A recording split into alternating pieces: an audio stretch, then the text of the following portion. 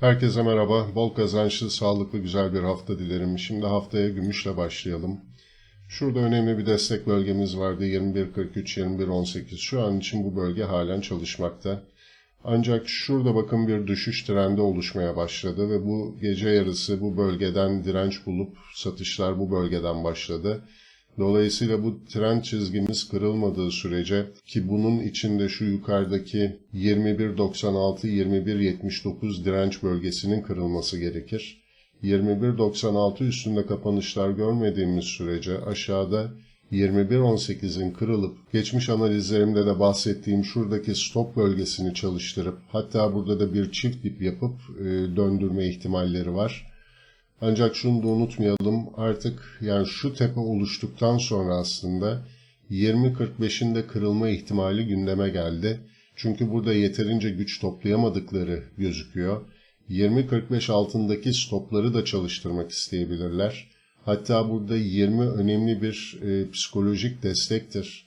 Dolayısıyla 20 dolarda kırıldı, satışlar sertleşir algısı oluşturup bu bölgede de bir miktar stop çalıştırma, hatta küçük yatırımcıyı panikletip satışa geçirme gibi bir stratejiye gidebilirler, bir hareket gelebilir. Bütün bunlar da aslında çarşamba günü netleşecek. FED faiz kararı ve sonrasında gelen basın açıklaması ile birlikte daha net resmi görmeye başlayacağız. Ancak burada benim gene beklentim çarşamba gününe kadar burada satışların derinleşebileceği, dediğim gibi 20 dolar altına kadar sarkıtıp burada panik yaratıp daha sonra FED kararları ile birlikte, FED açıklamaları ile birlikte hatta o son mumda bir fitil atıp tekrar geri dönme ihtimalleri çok yüksek. Orta ve uzun vadeliler için çok güzel bir fırsat vereceğini düşünüyorum. Ancak tabii bu düşüşler beklentidir. Bunlar gerçekleşmeden yukarıda 22.44 kırılacak olursa da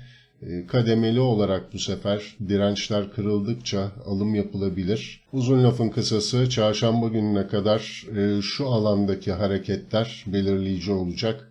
Her ne kadar Amerikan 10 yıllıklarında bir yükseliş, dolar endeksinde bir yükseliş süreci takip ediyor olsak da her zaman söylüyorum 8.6 enflasyon karşılığında 10 yıllıklar ne kadar yükselirse yükselsin 8.6'nın üstüne çıkmadığı sürece, enflasyon oranının üstünde bir getiri vermediği sürece dolarda kalmak çok mantıklı olmayacaktır.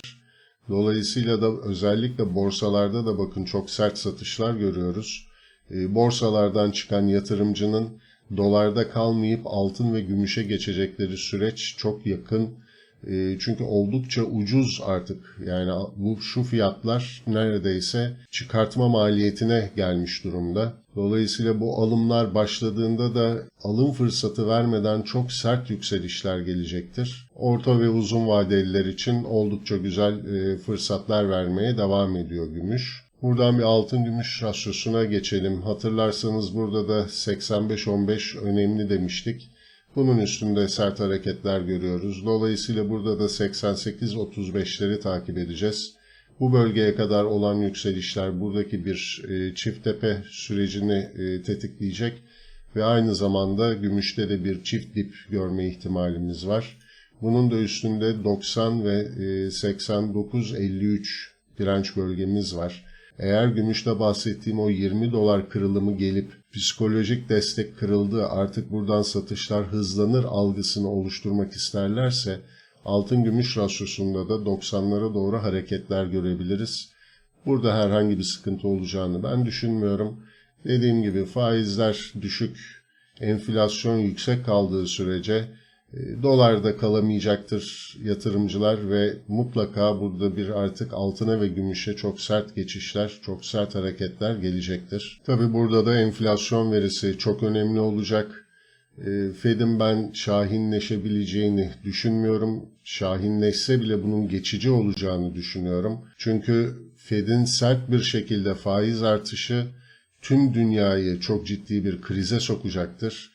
Çok ciddi bir durgunluk getirecektir. Bunu da yapamayacakları için elleri açıkçası oldukça zorda şu an. Kaldı ki Çin'de tedarik zinciri düzelmediği sürece de enflasyonu da baskılayabilme şansları yok. Uzun lafın kısası her şey onslar için oldukça pozitif görülmeye devam ediyor. Ancak tabii manipülatif satışlarda görüyoruz. Bütün bu düşüşlerde son derece güzel alım fırsatları olacaktır. Şimdi gramlara geçmeden bir dolar Türk lirasına bakalım. Dolar Türk lirasında önemli direnç bölgemiz 17.04-16.87 bölgesiydi.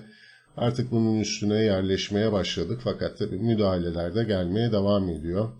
Yukarıda takip edeceğimiz ilk direnç bölgemiz 17.67-17.62 bölgesi. Artık bu bölgenin üstünde bir önceki tepeye doğru hareketler görürüz ve burada bir çift dip ihtimalini unutmadan dolar Türk lirası özelinde de siyaseti takip etmeye devam edeceğiz. Buradan gram gümüşe geçecek olursak, gram gümüş aslında dolar Türk lirası ile son derece paralel hareket ediyor. Şu an için yukarıda 12.36-12.07 bölgesi direnç olarak çalışmaya devam ediyor. Aşağıda da destek olarak takip edeceğimiz bölge 11.87-11.77 aralığı. Ancak düşüşlerin sertleşebileceğini düşündüğüm destek bölgemiz ise 11.36-11.24.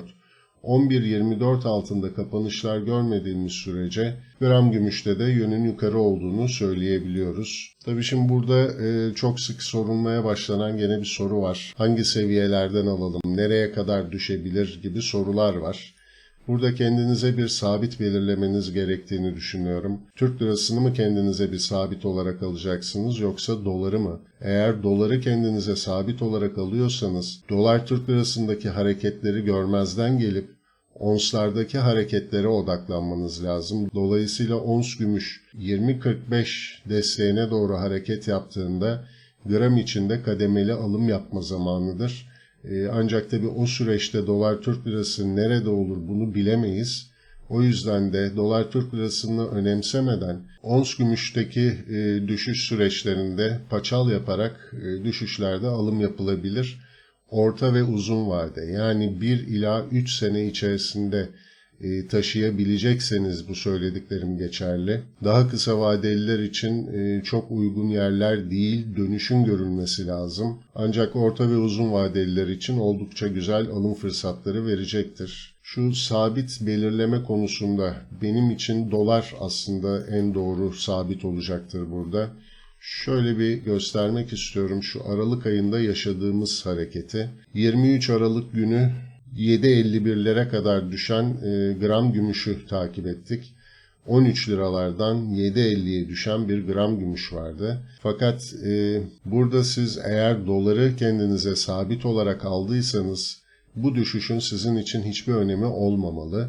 Çünkü 7.50'ye döndüğü zaman gümüş, ons gümüşe bakıyoruz 23 Aralık'ta 22.82 seviyesinde. Eğer siz burada doları kendinize sabit aldıysanız gram gümüşün 13'ten 7.5'a düşmesinin hiçbir anlamı yok. Sonuçta bir ons gümüş 31 küsür gram yapar. Dolayısıyla 31 gram gümüş sattığınızda gene sizin satın alacağınız 22 dolardır. Yani dolar Türk lirasındaki düşüşten kaynaklı düşüşleri önemsememeniz gerekir. Elinizdeki gümüşü sattığınızda ne kadar dolar alacağınız önemli olmalı.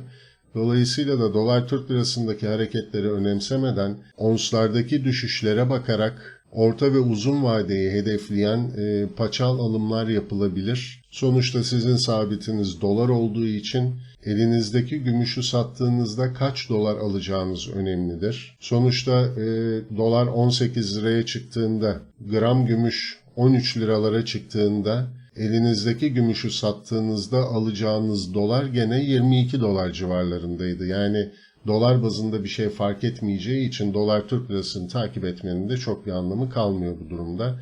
Dediğim gibi kendinize bir sabit belirleyip paçal yaparak o sabitteki düşüşlerde alım yapmanız çok daha sağlıklı olacaktır. Evet, gümüşten de bugünlük bu kadar diyelim. Öğleden sonra benzer bir analizi altın içinde yapacağım. Orada da ons altında önemli destek seviyelerimiz, olası stop çalıştırma hareketleri hangi seviyelere kadar iner onu da bir detaylı anlatmaya çalışacağım. Evet, tekrar görüşmek üzere diyelim. Hoşça kalın.